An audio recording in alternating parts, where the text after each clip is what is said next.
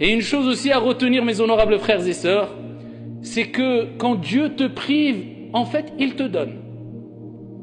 Quand Dieu te prive, en fait, il t'éduque. Quand Dieu te prive, en fait, il veut que tu te réveilles. Et on le voit à travers, à titre d'exemple, le mois du Ramadan.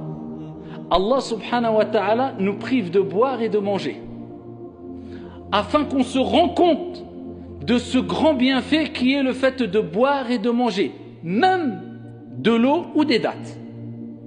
Mais si on n'est pas privé, eh bien on banalise les bienfaits trop facilement, et trop longuement, et de manière ingrate. Et on mange et on boit quelquefois sans remercier Dieu, sans prendre conscience que c'est un des plus grands bienfaits parmi ces bienfaits de la vie d'ici-bas.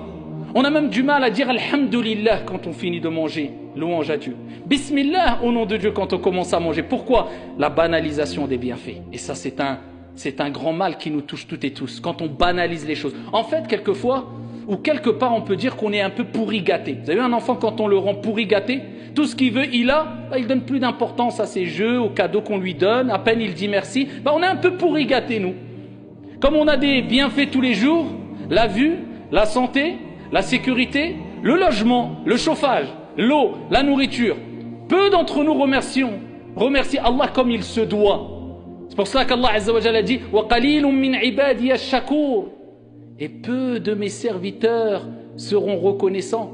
Et certains compagnons, certains pieux disaient Allahumma j'alna minal qalil.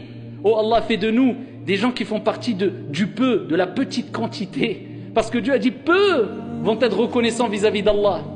Et quand Dieu te prive, eh bien c'est pour te rappeler à l'ordre, pour te dire, tu vois, tu l'avais, et tu ne donnais aucune importance, maintenant tu l'as plus.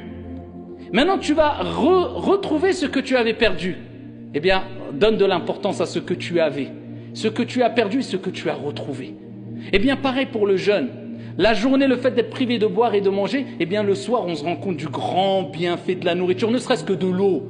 Une gorgée d'eau, qu'est-ce qu'on donnerait quelquefois pour une gorgée d'eau dans la journée? Mais on se prive par amour pour notre Seigneur. On patiente parce qu'on sait qu'après l'effort, après la difficulté, après la patience, vient la récompense et l'apaisement et la sérénité. Et c'est bien, c'est pareil pour toutes les épreuves de ta vie. Quand Dieu te prive d'un emploi, Dieu te prive d'argent, Dieu te prive d'une part de ta santé ou d'une partie de ta santé, Dieu te prive d'un membre de ta famille, c'est pour te rappeler à l'ordre et pour te dire, regarde, tu l'avais, peut-être tu n'étais pas assez reconnaissant, je veux ton bien, je te le prive mais je te le rendrai. Parce que la yukallifullahu nafsan illa wus'aha. Allah ne donne pas une âme une charge au-dessus de sa capacité. Fa inna ma'al usri yusra.